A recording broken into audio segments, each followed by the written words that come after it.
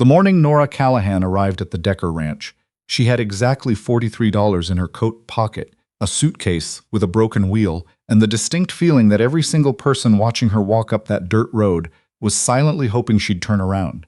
She didn't turn around. That wasn't Nora's way. She'd driven 6 hours from Amarillo in a truck that smelled like motor oil and old coffee, following a handwritten ad she'd torn from the bulletin board at the feed store back in town. Ranch hand needed. Honest work, fair pay, meals included, no nonsense. She'd read it 3 times, standing in the feed store aisle, then folded it into her jacket pocket before she could talk herself out of it. She needed the work. She needed it badly enough that the 60 miles of nothing between Amarillo and Deckerland didn't scare her. She'd grown up in Lubbock. She knew what nothing looked like. What she hadn't expected was the 5 boys. She'd known about them, technically. The ad had said family ranch, and when she'd called the number listed, the man on the other end, rough voice, short sentences, had mentioned his sons in passing. Boys help out, but they're not reliable right now. She'd taken that to mean teenagers dragging their feet on chores. Normal ranch stuff. She had not taken it to mean 5 boys ranging from 8 to 19 years old, all of them standing on the porch like a jury when she pulled up, none of them smiling. The man came down the steps first, Owen Decker. He was tall and broad-shouldered, with a jaw that looked like it had been carved out of the same red clay as the land around him. His eyes were gray and serious and tired in the particular way that only years of loss could put into a face. He looked at her truck. He looked at her. He didn't say anything for a moment. "You're Nora?" he said finally. "I am." She stuck out her hand. He shook it. "You said on the phone you'd worked cattle before. I have my uncle's spread outside Lubbock." 6 years. He nodded once, slow. "You're smaller than I expected." She'd heard that before. She knew what people meant when they said it, and it wasn't just about height. She was short and solidly built, with wide shoulders and hands that were already rough from years of actual work. People looked at her and saw soft. They were usually surprised to find out how wrong they were. "The cattle don't seem to mind," she said. Something shifted in Owen's expression, not quite a smile, but adjacent to one. He turned back toward the house. "Boys, come say hello." They came down the steps like they were attending a funeral. The oldest one, lean and dark-haired, with his father's jaw and his father's eyes, looked at Nora the way you look at a problem you haven't figured out how to solve yet. His name was Reed, 19 years old, and from the very first moment she saw him, Nora understood that he was going to be the hard one. The others were Caleb, 16, Danny, 13, Pete, 11, and the youngest, a gap-toothed boy named Sam who was 8 years old, and the only one who looked even marginally curious rather than suspicious. "Hi," Sam said. "Hey there," Nora said. "Nice place you've got." Sam glanced around the ranch like he'd never considered it before. "It's okay." Reed said nothing. He just watched her with those gray eyes until Owen told them all to get back to their chores, and then he turned and walked back into the house like she wasn't worth watching anymore. That was fine. Nora had dealt with worse than a 19-year-old with a grudge. She found out about the mother on her 3rd day. Not from Owen. He didn't talk about it, and she hadn't asked. She found out from Pete, the 11-year-old, who had an 11-year-old's complete lack of conversational filter. They were in the barn together, Nora checking on a mare with a soft swelling in her left foreleg, Pete ostensibly handing her tools, but mostly just watching. "Our mom died 2 years ago," Pete said, out of nowhere. Nora looked up at him.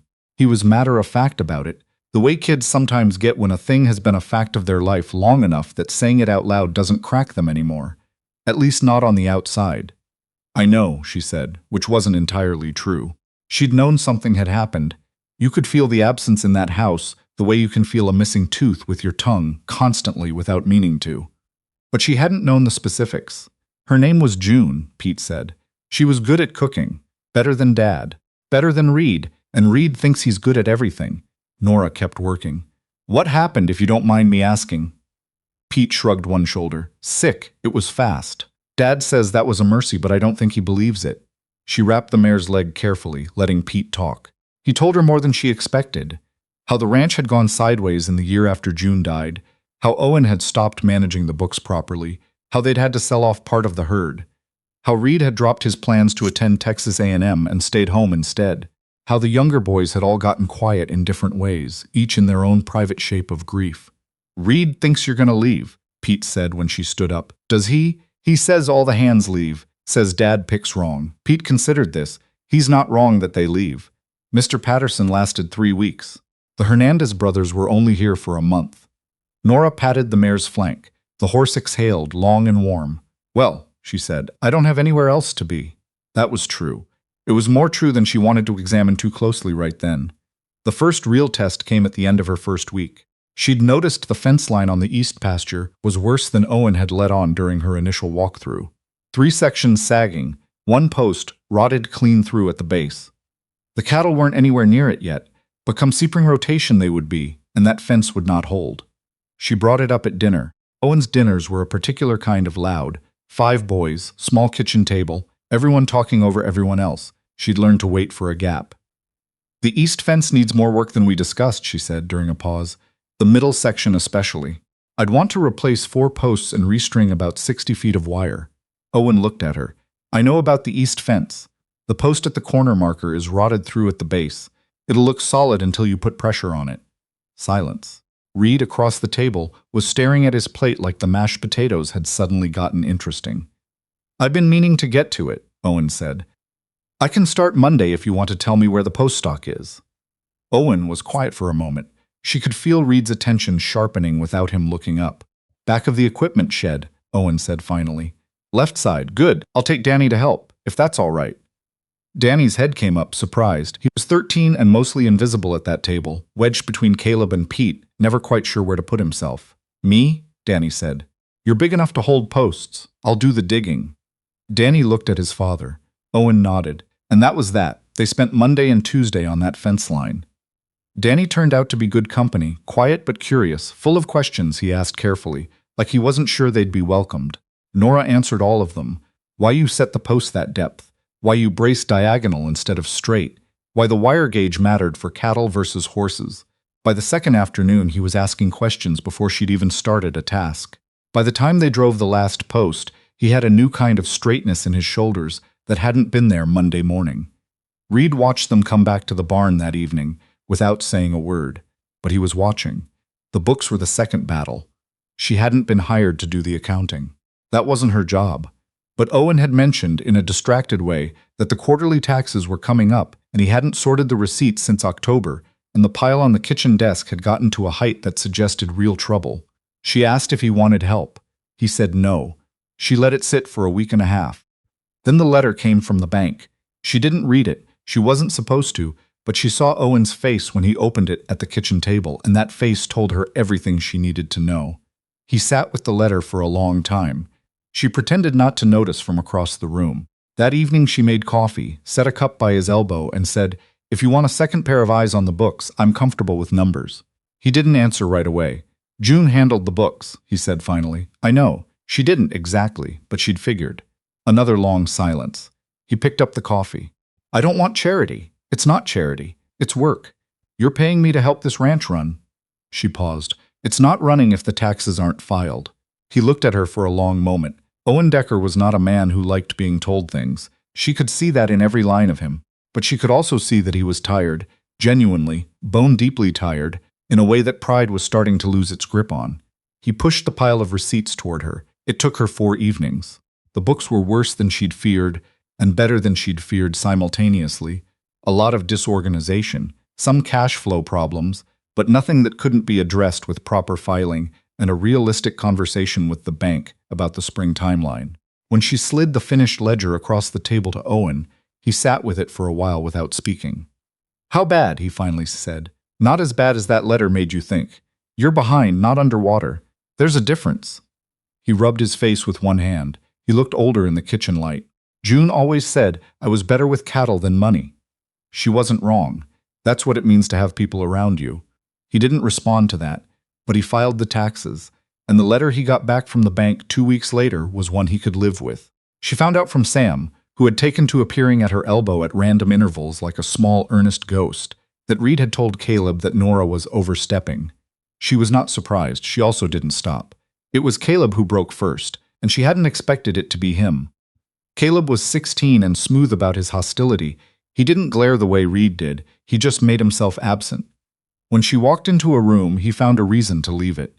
When she asked him to help with something, he helped with the precise minimum required and then evaporated. He was polite about it in a way that was almost harder to deal with than open resentment. She found him in the equipment shed one Friday afternoon, trying to fix the hydraulic line on the tractor by himself and making a quiet mess of it. He had the line off, but he'd clearly forgotten to bleed the pressure first, and he'd gotten hydraulic fluid on his hands and shirt and was staring at the fitting like it had personally offended him. She could have walked past, she almost did. Instead, she stepped into the shed doorway. "You bleed that line first?" He looked up. His jaw tightened. "I got it. You don't." She said it without cruelty. "Just fact. You've got fluid in the fitting thread. You try to reconnect that now, you'll strip the coupling." A long pause. He looked back at the tractor. He was old enough to know she was right and young enough that knowing it made him angry. She came over, found a rag on the shelf, and handed it to him without asking permission. "Wipe the threads first. You've got the right idea with the line. You just missed a step." He wiped the threads, slowly. She talked him through the rest of it. She didn't take over. She stood back and told him what came next and let him do it. Because she'd seen how Danny responded to being trusted with his own hands, and she suspected Caleb needed the same thing, just wouldn't ask for it. When the line was reconnected properly and he'd tested the pressure, he stood back and looked at it. Then he looked at her. "How do you know about hydraulics?" he asked. Not hostile, just genuinely curious. "My uncle's equipment was always breaking down. You learn or you walk." Caleb almost smiled. It was brief, and he clearly didn't mean for her to see it, but she saw it. "Reed says you're going to leave when it gets cold. Reed says a lot of things. He's usually right." She met his eyes. "He's right that a lot of people leave. He doesn't know me yet." Caleb held her gaze for a second. Then he picked up his tools and started putting them away, but he didn't leave the shed. He kept working nearby in the same space, and that was its own kind of answer. The cold did come, and she didn't leave. November arrived with a viciousness that the Texas Panhandle specializes in, not just cold but cutting, wind straight out of the north with nothing to slow it down for 300 miles. The kind of cold that finds every gap in your coat and every weak spot in a fence line and every draft in an old ranch house. The pipes under the barn froze on a Thursday morning in mid-November. She was up at 5, which she always was, and she found it before Owen did. No water pressure in the barn when she tried to fill the troughs. She'd dealt with frozen pipes before. She knew where to start. Owen found her an hour later lying half under the barn floor with a heat gun and a prayer. He looked at the situation, then at her. "I was going to get Reed up for this," he said. "I've got it," she said, from under the floor. There was a pause. She heard him crouch down. "You don't have to do everything yourself, you know." She stopped for a moment. That was not what she'd expected him to say. "I know. I'll get Reed. You direct." She started to object. Owen's voice didn't leave room for it. "Nora, let the boys help." She thought about that for a second. Then she shifted over to make room. Reed was there in 10 minutes, still half asleep, his hair pressed flat on one side, looking like he'd rather be anywhere else. Owen pointed to where Nora was working and told him to do what she said. Reed looked at the floor, then at Owen. Then, slowly, he lowered himself down. "What do you need?" he said. His voice was flat, not friendly, but he said it. "Hold the heat gun here," she said. "Steady at that angle. Don't let it sit in one place." He did it exactly right. She worked. He held. They didn't talk much. But by 7:30, the pipes were thawed, the troughs were filling, and the cattle were sorted. Reed climbed out from under the floor and brushed himself off. She thought he'd walk away. Instead, he stood there for a moment. "You knew about the secondary shutoff," he said. "Yeah. Most people don't. Your dad showed me the first week." She paused. "He's thorough." Reed looked toward the barn doors where the cold light was coming in gray and flat. He didn't show the others. The other hands. Maybe they didn't ask. A long silence. She could feel him thinking, working something through, the way you work a knot in a rope, looking for the part that gives. "You're not what I expected," he finally said. She started wrapping her tools. "You expected me to leave. I expected you to leave by October. It's November. I know what month it is." But something had shifted in his voice. The flatness wasn't gone, but the edge under it had changed. Less like a blade and more like a key that hadn't found its lock yet. She zipped her tool bag. "I'll be here in December too," she said. "For whatever that's worth to you." She walked out into the cold morning. Behind her, she heard him stand there for another moment before he followed. The supper happened on a Saturday in early December, and it wasn't planned. That was the thing she would tell people later, the detail that mattered most. She hadn't set out to do it. She wasn't trying to prove anything or win anyone over or orchestrate some grand moment. She was just hungry, and there was a chicken, and she knew a recipe that her grandmother had made for 20 years in a small house in Lubbock that always made a person feel less alone than they had before they sat down to eat it. Owen had driven into town for supplies. The boys were in and out. Pete and Sam in the yard, Caleb in the shed, Danny somewhere with a book, Reed out checking the east pasture that she and Danny had fixed. She had the kitchen to herself for the first time, and she thought, well, why not? She found a cast iron skillet that had been June's. She knew it was June's because it was the only pan in the kitchen that was properly seasoned, dark and smooth, and used the way cast iron needs to be used to reach its full character. She heated it slowly, the way you have to. She found butter and garlic and thyme, and a lemon that was still good, barely. She cut the chicken the way her grandmother had taught her. Flat to the pan, pressed down, skin crisped first before anything else. Sam found her first. He appeared in the kitchen doorway with the particular expression of a boy who has smelled something and wants to be in proximity to it. "What are you doing?" he asked. "Cooking. You can stay if you're quiet." He was not quiet. He asked 11 questions in the first 4 minutes, including one about whether garlic could kill vampires. She said she'd heard mixed reports, and one about whether butter was bad for you. She said yes and used more of it. He sat on the counter and watched with the focused attention that only an 8-year-old and a very interested cat can sustain. Pete appeared next. Then Danny, lured up from wherever he'd been by the smell of something real coming from the kitchen. They were both careful about it, like they didn't want to assume they were welcome, but she set them both to tasks. Pete sliced the bread she'd found. Danny set the table without being asked, which told her more about June than anything else had. Owen came back and stopped in the kitchen doorway and looked at what was happening and didn't say anything for a long moment. "You didn't have to do this," he said. "Chicken's better shared," she said. Caleb appeared from the shed, drawn by the same invisible thread as the others. And then Reed, last, coming in from outside with cold air still on his jacket and stopping short when he saw the table set and everyone already gathering. He looked at Nora. She looked back at him without apology or performance. Just a woman who had cooked a chicken and thought people should eat it while it was hot. He took off his jacket and hung it by the door.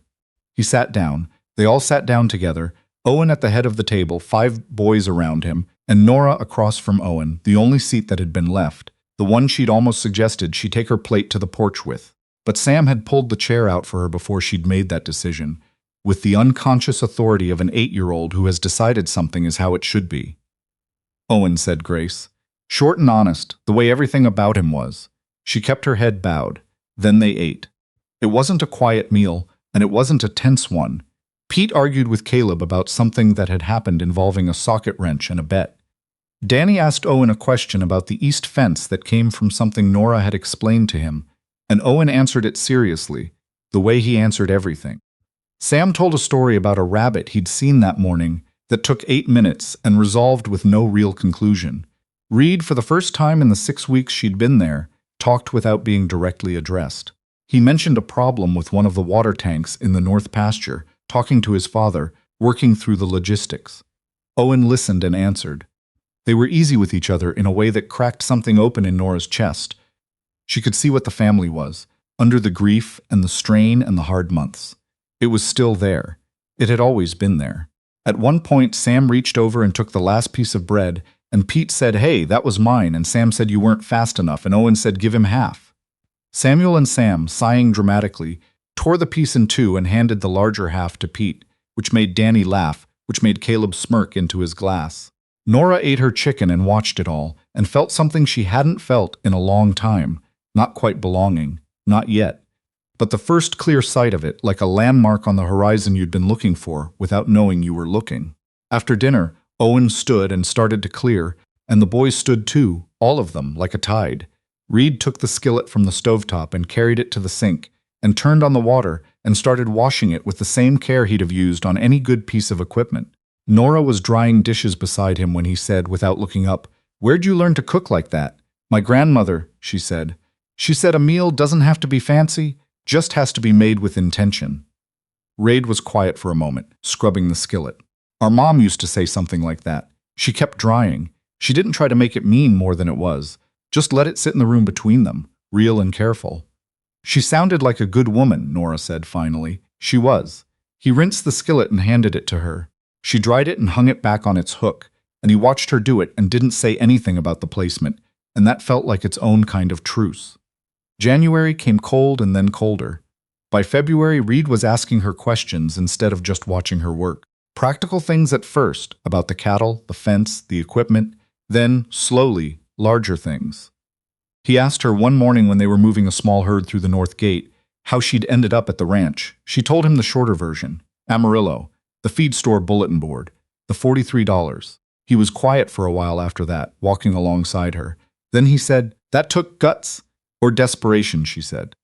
"Same thing sometimes." She laughed, actually laughed, short and surprised, and he glanced at her sideways with an expression that wasn't quite a smile, but was close enough to count. The work continued. Nora taught Pete how to read a cattle health chart. She showed Sam how to properly brush down the horses, making a game out of each section. She taught Danny to balance a simple ledger, standing behind him at the kitchen table, guiding without taking over. She and Caleb worked side by side in the equipment shed on 3 separate occasions and talked about nothing in particular, which felt like everything in particular. She did not try to be their mother. She knew better than to try to fill that shape. It wasn't hers to fill, and it wouldn't have been right to try. What she did was simpler, and in the end, more sustaining. She showed up every morning, did the work, told the truth, treated each of those boys like they were capable of more than they currently believed, and then stood back and watched them find out they were. The fundraiser for the County Fire Relief Fund happened in March at the Millard County Fairgrounds, and Owen asked her to come. She almost said no. Crowds were not her favorite, and she was aware, in that particular way she'd been aware her whole life, of how she presented in a room full of strangers. But she said yes. The Decker family arrived together. All 5 boys, Owen and Nora. Reed walked beside his father. She walked next to Sam, who held her hand without preamble, which she pretended not to notice so he wouldn't feel self-conscious about it. A woman Nora didn't know came up to Owen about an hour in. Friendly enough, a neighbor she gathered, someone who knew the Decker family history. The woman looked at Nora with the specific assessment that people do when they're deciding what category to put you in. It was brief and practiced, and she'd been on the receiving end of it her entire life. "So you're the new hand," the woman said. "I am," Nora said. "Owen, I didn't know you'd hired a woman." The phrasing landed the way it always does, coated in pleasantness and pointed underneath. Reed, who had been standing 6 feet away with a cup of coffee, turned around. "Nora runs our East operations," he said. His voice was easy but clear. He didn't raise it. He didn't need to. He walked over and stood next to her, shoulder to shoulder, the way you stand next to someone you're with, not someone you're managing. She fixed the hydraulic line on the tractor in November, which I couldn't have done without her, and she rewired about 200 feet of east fence before December. The ranch is running better than it has in 2 years. The woman blinked. Owen said nothing, not because he disagreed, but because Reed had already said it. Nora held the woman's gaze and smiled, and it was a real smile, not a performing one. Sam squeezed her hand exactly once. They drove home in 2 trucks, all of them, the heater in Owen's truck going full blast. Sam asleep against Nora's arm by the time they hit the county road. She didn't move. She watched the dark fields go by through the window, red clay and mesquite and the flat, dark Texas sky, and felt, for the first time in longer than she could clearly remember, that she was exactly where she was supposed to be. She wasn't a Decker. She wouldn't pretend that. She was still Nora Callahan from Lubbock, with a broken-wheeled suitcase and $43 to her name when she arrived. But she was here. She had made herself useful in ways that mattered, had held her ground without hardness, had earned what she had earned, not by being what anyone expected, but by being steadily, precisely herself. And on a cold March night, driving home through the Texas dark with a sleeping boy against her shoulder, and 5 half-wild sons and 1 quiet rancher who had slowly, carefully learned to lean on the help she offered, she decided that was enough. More than enough. It was everything.